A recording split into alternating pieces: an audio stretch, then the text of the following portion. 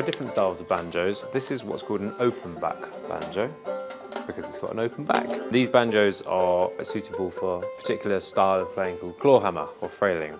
They're a bit quieter, a bit more mellow. They're not what you'd associate with bluegrass and really super fast picking, which is a resonator banjo. A resonator banjo has this giant bowl on the back which acts as a sort of amplifier. And these banjos are a lot louder, arguably at least double the volume. Much punchier, much brighter, much twangier. And you associate this with scrug style playing, which is where you play rolls, a bit like finger picking on a guitar. Probably the most famous sound banjo. Then you've got a tenor banjo, which is only 4 strings compared to the 5 on the other 2.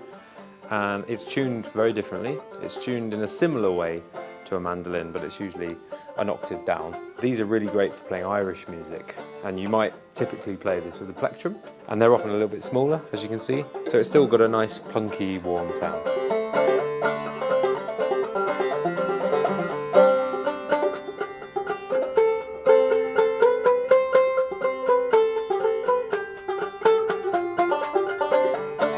Part of the family of banjos, because as you can see the construction is very, very similar. This is a banjolele or a banjo ukulele. Tiny little thing, same construction as a banjo. This one's an open back again. Got the same setup as a normal banjo, but it's much, much smaller. And this is usually associated with George Formby type of 1920s Dixie jazz and all that sort of stuff. Very bright, very shrill, very portable. So a banjolin or banjo mandolin is literally what it sounds like. It's a mandolin with a banjo body. Not everyone's fond of them. They're not always super sought after instruments, but they are nice and loud, and especially kind of in a session environment, they will cut through and you will be heard. Last but not least, we've got a guitar banjo, which is essentially a guitar with a banjo body.